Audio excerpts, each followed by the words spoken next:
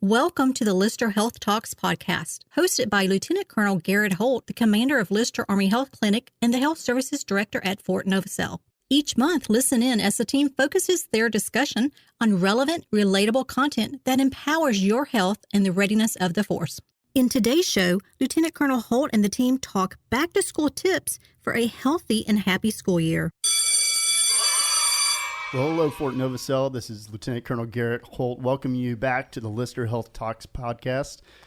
Again, I'm the commander of Lyster Army Health Clinic, but in this capacity, I'm the host of the show and really excited to have you back listening with us. Hopefully, you've gotten a lot of value out of the several episodes that we've done to date. And if you haven't listened to them, I encourage you to go back. We try and keep the content not just timely, but it's relevant to you throughout the rest of the year. So I encourage you to go back and listen to it. Had some great feedback in that regard.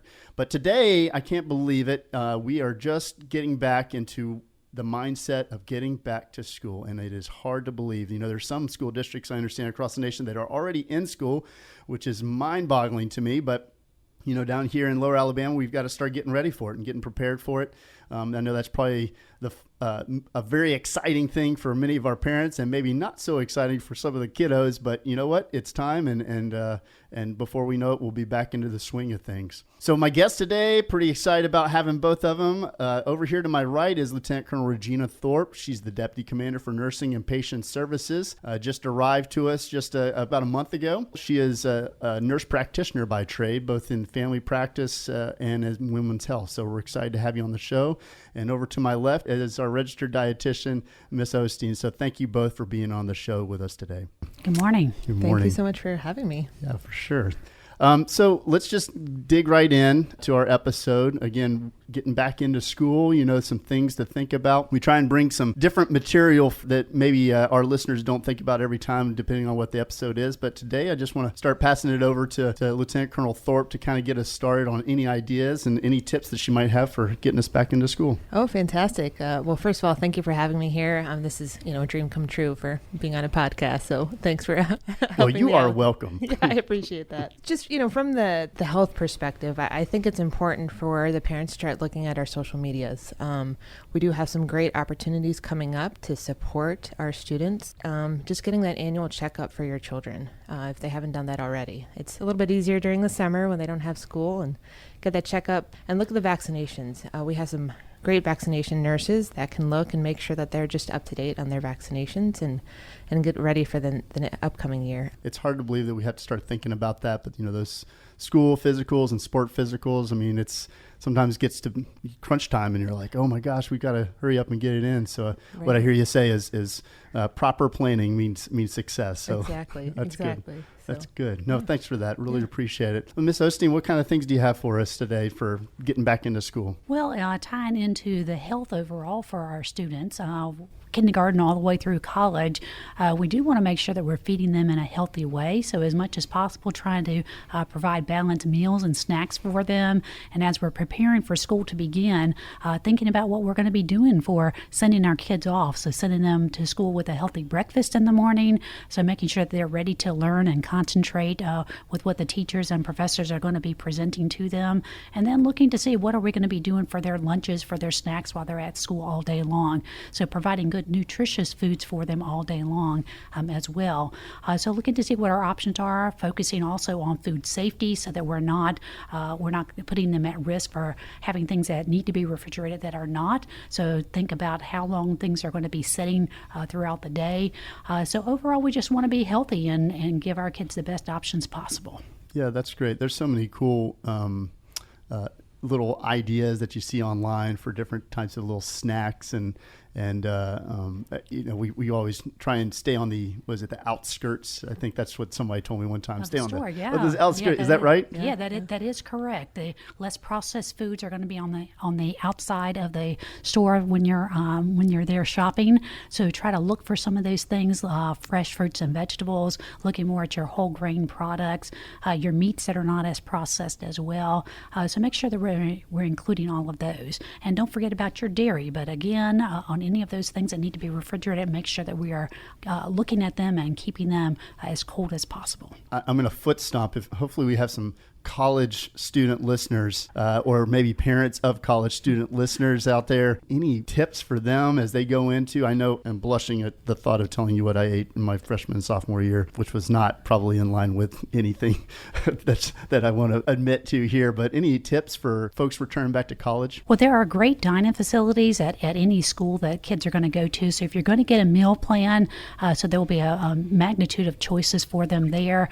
The freshman 15 is something that's very, very common. So teaching them all the way through school to eat healthy is already important so that when they get there, they're not splurging on all the options that they may have access to, sometimes 24 hours a day. So that's key with that. But in other cases, people have their own apartments. So the students are not actually eating in the dining facilities, and they have to learn how to budget their money and go grocery shopping and learn how to cook. So making sure that you're preparing them as a parent before they go off to school, so that we're not actually just sending them with having no clue whatsoever how to even prepare foods or how to use their money.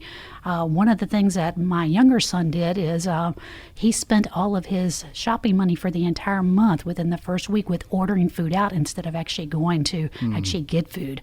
So that was something that he had to learn very, very quickly, that he couldn't just blow all his money in that way.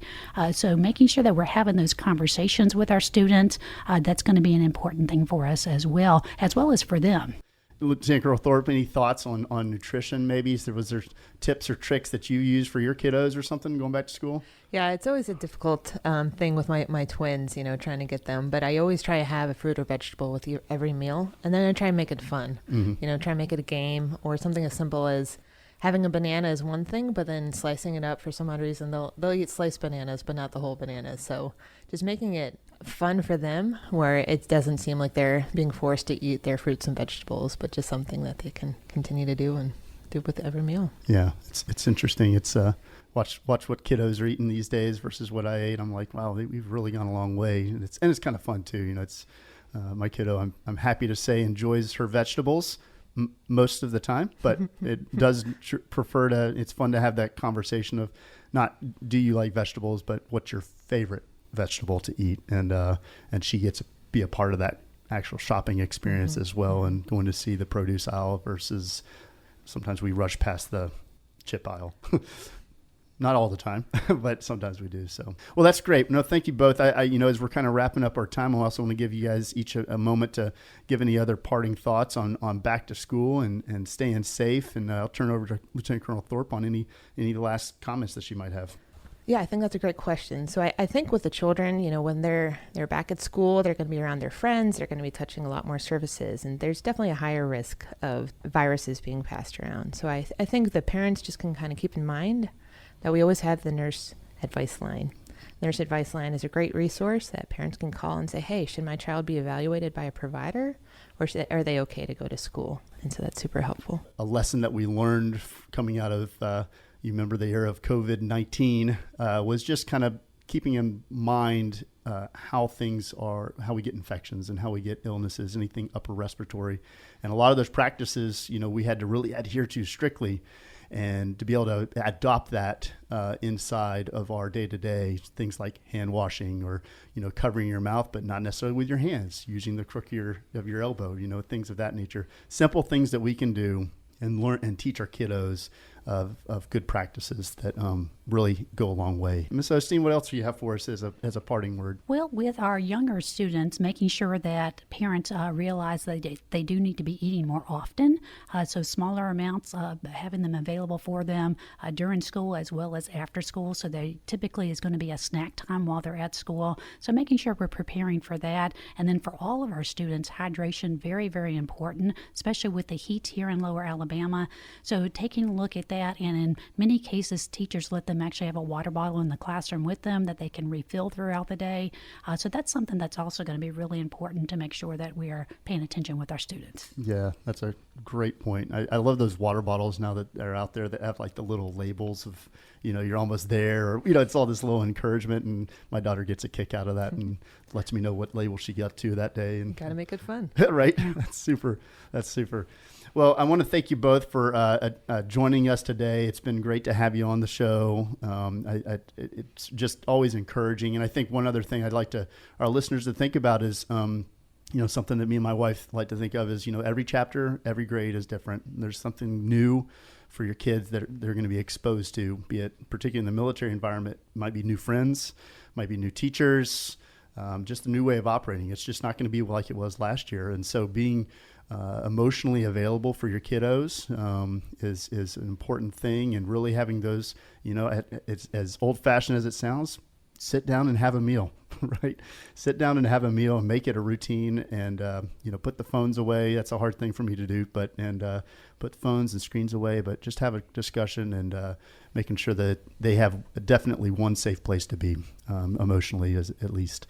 Well, I want to thank all of our listeners for listening in today. Again, if you we publish this on many platforms, not only DVids, but you of course find it on YouTube. We also have it on Spotify and Apple. So wherever you get your podcast there, definitely encourage you to like us and follow us in that regard. And this is Lieutenant Colonel Garrett Holt signing off and reminding you that your healthiest chapter is ahead and the only way is forward.